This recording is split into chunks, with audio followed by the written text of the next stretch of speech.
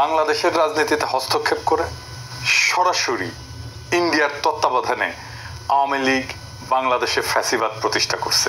সেটা শেখ মুজিবের আমলে যেমন হয়েছিল, ঠিক শেখ হাসিনার আমলেও বহুগুণে তার পুনরাবৃত্তি ঘটছে। খুনি হাসিনার আমলে এটা দীর্ঘস্থায়ী হয়েছে, আরো বিভৎস এবং ভয়ঙ্কর রূপ নিছে, এবং তাকে বিদায় করতে বাংলাদেশের তরুণ প্রজন্মকে গণহত্যার মুখোমুখি দাঁড়ানোর বিভীষিকা অতিক্রম করতে হয়েছে। বর্ষা বিপ্লবে অর্জিত আমাদের দ্বিতীয় স্বাধীনতার মূল আকাঙ্ক্ষাই হইল একটা নতুন রাজনৈতিক বন্দোবস্ত তৈরি এবং সেটা বাস্তবায়ন করা। নতুন বন্দোবস্তটা আসলে কি? নতুন বন্দোবস্ত হইতেছে রাজনীতিতে ইন্ডিয়ার অধীনতা এবং হস্তক্ষেপ মুক্ত স্বাধীন গণতান্ত্রিক এবং সার্বভৌম বাংলাদেশের বিনির্মাণ সাধন। এটাই হইতেছে এই বন্দোবস্তের মর্মবস্তু। কিন্তু ইন্ডিয়া এটা কোনোভাবেই হইতে দিতে চাইতেছে না, তারা কোনোদিনই তা চাইবে না।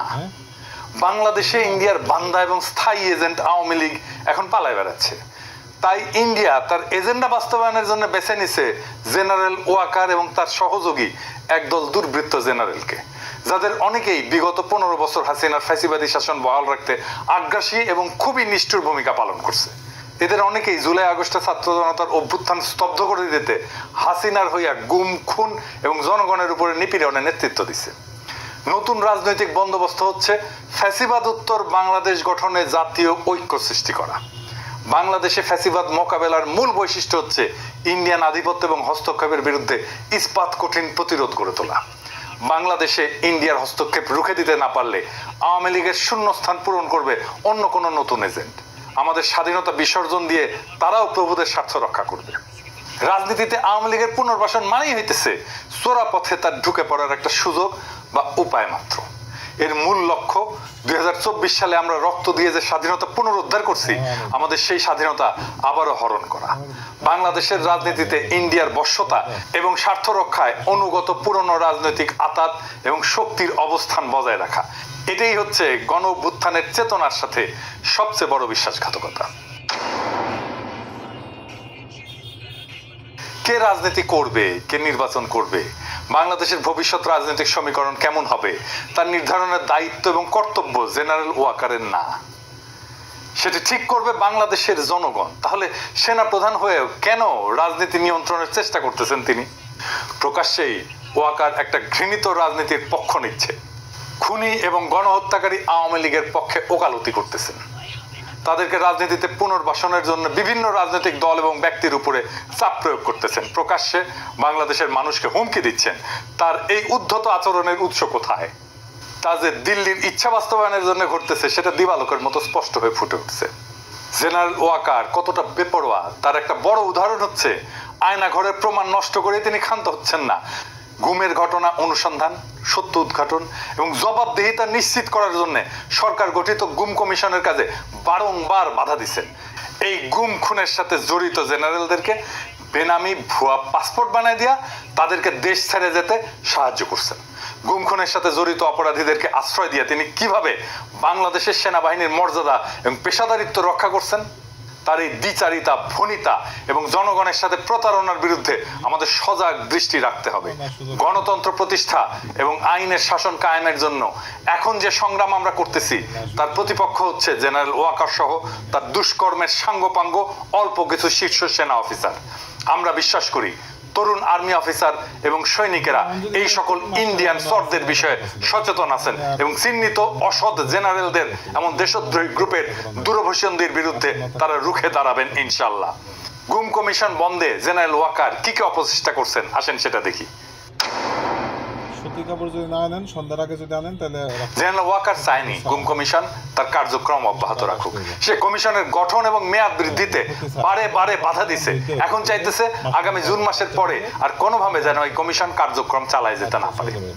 বাংলাদেশে যতজন নাগরিক গুমের শিকার হয়েছে তার প্রত্যেকটি ঘটনার তদন্ত এবং সত্য উদ্ঘাটন হওয়া জরুরি। গুমের শিকার প্রত্যেক ব্যক্তির সন্ধান, তাদের ফেরে আনা অথবা আদতে তাদের ভাগ্যে কি ঘটছে চূড়ান্তভাবে সেই সত্য না জানা পর্যন্ত এই কমিশনের কার্যক্রম নিরবিচ্ছিন্নভাবে অব্যাহত রাখতে হবে। গুমের শিকার প্রত্যেকটি ব্যক্তির পরিবার চরম অনিশ্চয়তার মধ্যে জীবনযাপন করে।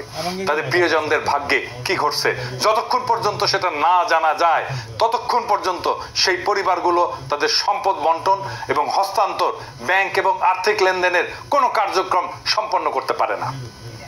পরিবারগুলোর জন্য এ এক চরম দুর্ভোগ। এই রকম বিভীষিকাময় অবস্থা থেকে নিস্তার পেতে হলে তাদের জীবনকে স্বাভাবিক অবস্থায় ফিরে আনতে পারবে একমাত্র গুম কমিশনের ধারাবাহিক কার্যক্রম। এর সাথে বিচার পাওয়ার অধিকার এবং অপরাধীদের শাস্তি নিশ্চিত করতে এই কমিশনকে নিষ্ঠার সাথে লম্বা সময় ধরে কাজ করে যেতে হবে। কাদের স্বার্থে জেনারেল ওয়াকার সেটা চাইতেছে না এবং তাতে বাধা দিচ্ছেন? কোন সত্য আড়াল করতে এত মরিয়া অপচেষ্টা তার? জুলাই গণহত্যা নিয়ে জাতিসংঘের তদন্ত প্রতিবেদনে এটা দিনের আলোর মতো স্পষ্ট যে বিভিন্ন ক্ষেত্রে মানবাধিকার লঙ্ঘন এবং খুনি হাসিনার হুকুমে হত্যাকাণ্ড পরিচালনায় সহযোগীর ভূমিকায় অবতীর্ণ হয়েছিল জেনারেল ওয়াকার। এখানে তিনি তার নিজের দায় দায়িত্ব এড়াতে পারবেন না। জাতিসংঘের তদন্ত প্রতিবেদনের নিরাপত্তা বাহিনীগুলোর সংস্কারের জন্য যে সুনির্দিষ্ট সুপারিশ দিছে তা বাস্তবায়নের জন্য আমাদেরকে জানতে হবে জুলাই আগস্ট মাসে আন্দোলন দমনে সেনাবাহিনী কতটা ব্যবহৃত হয়েছিল, কমান্ড কিভাবে পরিচালিত হয়েছে তা জানা জরুরি।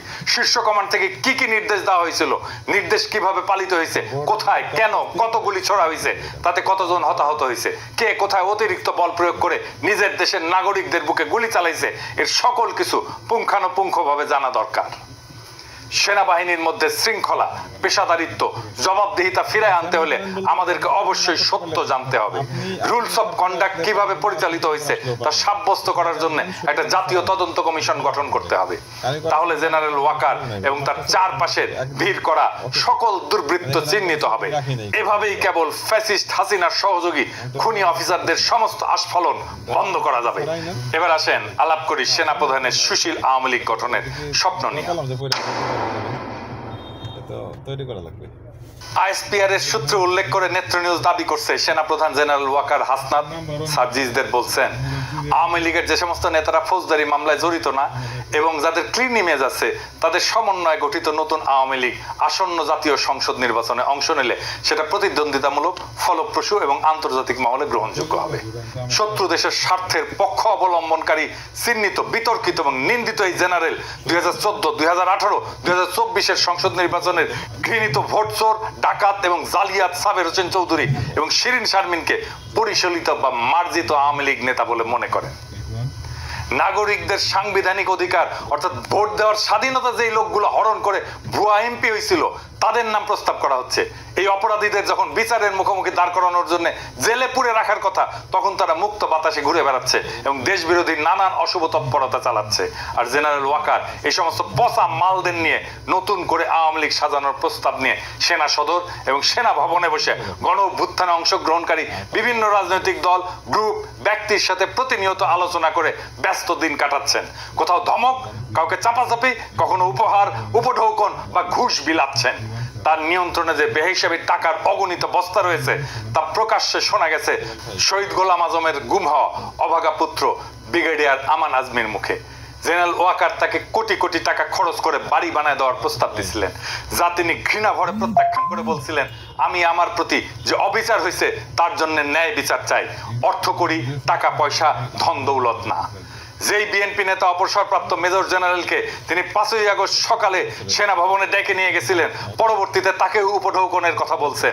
জেনারেল ওয়াকার আসন্ন সংসদ নির্বাচনে অংশগ্রহণের জন্য তার যাবতীয় খরচ যোগাবেন বলে অঙ্গীকার করছেন। কোথায় থেকে? এই টাকার উৎস কোথায়? এতে কিন্তু খুবই কাজ হয়েছে। সাবেক ওই সেনা কর্মকর্তা সেই লোভেই বিএনপিকে দ্রুত নির্বাচনে টেনে আনার জন্য অহর্নিশ প্রাণপণ খেটে যাচ্ছেন। অর্থকরীর বিশাল এক ভান্ডার যে জেনারেল ওয়াকারের কুক্ষিগত হয়েছে তা ক্রমশ স্পষ্ট রূপ পরিগ্রহ করতেছে। সামাজিক মাধ্যমে আওয়ামী ফ্যাসিবাদ বিরোধী সংগ্রামে আমাদের যে সহযোগী, যে সমস্ত বন্ধুরা এখন আস্তে ধীরে বাংলাদেশের খুনি লুটেরা এবং জঘন্য মাত্রার অপরাধী কুখ্যাত জেনারেলদের পক্ষ অবলম্বন করে নানান কল্পকাহিনী ও রহস্যময় গাল গল্প ভরা এপিসোড রচনা, প্রকাশ এবং সম্প্রচার করে দিবারাত্রি অবিচল ব্যস্ত দিন কাটাইতেছেন, তাদের সেই অঙ্গীকারী প্রমাণ করতেছে যে কি পরিমাণে অর্থ করি ওয়াকার সাহেব বিলাইতেছেন। আর একটা বিষয় খোলাসা হচ্ছে যে জেনারেল ওয়াকারের মনে রাজনীতি করার ভীষণ এক শখ জাগ্রত হয়েছে। তা না হলে সেনা প্রধান হইয়া প্রকাশ্যে রাজনৈতিক বক্তব্য দিচ্ছেন কেন? কেনই বা তিনি নতুন প্রজন্মের তরুণদের ডেকে রাজনৈতিক আড্ডা বসাচ্ছেন? কোন অমৃতের সন্ধানে তিনি বিভিন্ন রাজনৈতিক দলের নেতাদের সাথে রাষ্ট্র সরকার সংক্রান্ত রাজনৈতিক বিষয় নিয়ে বৈঠক জুড়ছেন? শেখ পরিবারের সদস্যদের মতো তার মধ্যে ধমক দিয়ে কথা বলার একটা বদ অভ্যাস প্রকাশ পাচ্ছে।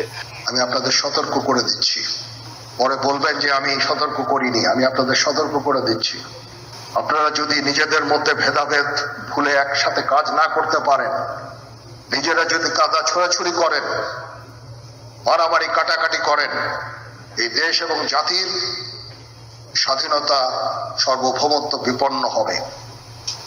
আমি আজকে বলে দিলাম, নাইলে আপনারা বলবেন যে আমি আপনাদের সতর্ক করিনি। আমি সতর্ক করে দিচ্ছি আপনাদের। গত 25শে ফেব্রুয়ারি শোকাতুর পরিবেশে রাওয়া ক্লাবে শহীদ সেনা কর্মকর্তাদের পরিবার পরিজনদের উদ্দেশ্যে দেওয়া বক্তৃতাটা আবার একটু শুনে দেখেন। তিনি ধমক দিয়ে সকলকে সতর্ক করে বলছেন 2009 সালে বিডিআরের সংগঠিত হত্যাকাণ্ডের বিচার নতুন করে আর করা যাবে না। শুনে দেখেন কি অসহিষ্ণু, ক্ষুব্ধ এবং রাগান্বিত ছিল তার কণ্ঠস্বর। এই বর্বরতা কোনো সেনা সদস্য করেনি, সম্পূর্ণটাই তদানীন্তন বিজিবি সদস্য দ্বারা সংঘটিত।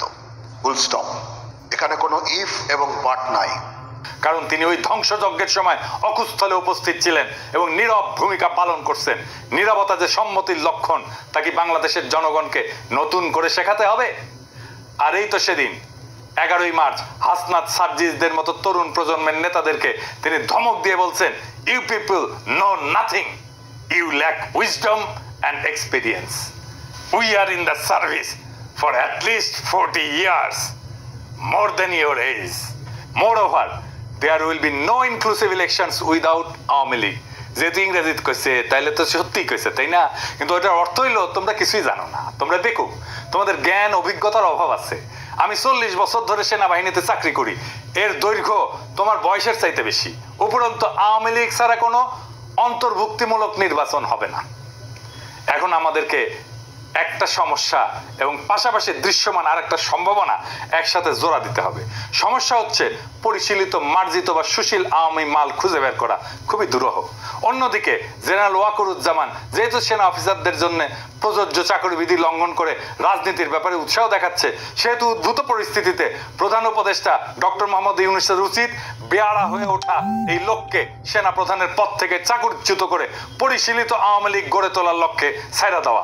এই মালটার বড় সুবিধা হচ্ছে তিনি শেখ পরিবারের সদস্য, তাই রূপান্তরিত আওয়ামী লীগের আহ্বায়ক হিসেবে বা সভাপতি হিসেবে তাকে খুনি শেখ হাসিনা সহ সকল ফ্যাসিস্ট দুর্বৃত্তরাই মাইনা নেবে এবং তার বিশ্বাস অনুযায়ী আসন্ন জাতীয় সংসদ নির্বাচনে তিনি নৌকা মার্কা নিয়ে সারা দেশে 30 থেকে 40% মানুষের সমর্থন পেয়া শতাধিক আসন দখল কইরা বিরোধী দলের নেতা হিসেবে জাতীয় সংসদে আসন গাইরা বসতে পারবেন, যা মন্ত্রী পদমর্যাদা সম্পন্ন।